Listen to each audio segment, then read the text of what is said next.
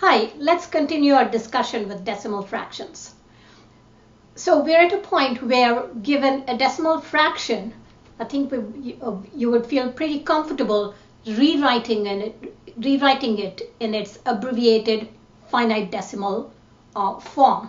So how about if you're given a fraction such as 1/2? In the denominator, we do not see a 10. So today I want to discuss certain fractions. I've specially chosen them for you, which we actually will see how to manipulate the given fraction and in fact get a denominator of 10, and then we'll be able to write it as a finite decimal. So let's look at this fraction 1/2 by the fundamental fact about equivalent fractions. In fact, we can multiply the numerator and denominator by the same whole number 5. And then what do we notice? And I chose 5 because 2 times 5 very conveniently gives me a 10 here. And in the numerator, I then have 1 times 5 tenths. So in other words, FFEF tells me 1/2 is really same as the decimal fraction 5/10. And this is good because 5/10, we know now we can rewrite it as 0.5. So a conclusion is the fraction 1/2 is really same as 0.5. We can write 1/2 as the finite decimal 0.5. So I want you to remember this. Eventually we'll want to be able to say 1/2 is 0.5 and 0.5 is 1/2 and so on. So I will show you how to quickly remember this. This is the method to do this. And I also want to point out, not every fraction can be written as a finite decimal. The ones for this video, the fractions I've chosen for this video are the very special kind.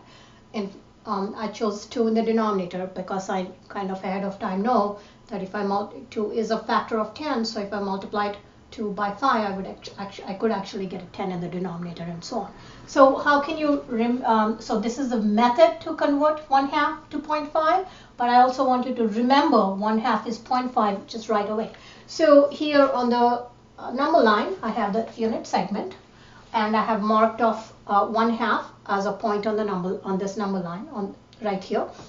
And if you think of 1 unit as $1 or 100 pennies, then that means this point, what we're calling 1/2, that is $1/2, which, because we work with dollars, it's you'll agree that's same as 50/100.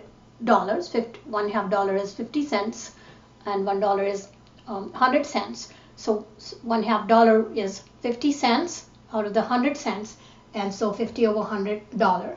Now 50/100 is a decimal fraction, which you know we can rewrite it as $0.50, but in another video we've already discussed that this 0 at the extreme right, that's extraneous, we can delete it if you like. And so 1/2, I hope this helps you remember 1/2, that 1/2 is 0.5. $1/2, you associate it with 50 cents, 50/100, that's 0.5, and so on. So that's one way to remember it. And these are the steps to show you exactly how we can write 1/2 as 5/10, and then rewrite 5/10 as 0.5. I have 2 more fractions which we're going to try to express as finite decimals. Again, these fractions are specially chosen, so this can be done. So let's look at 1/4. 1/4, I notice in the denominator I have a 4 and not a power of 10. But I know I can easily use FFEF and multiply numerator and denominator by the same whole number 25.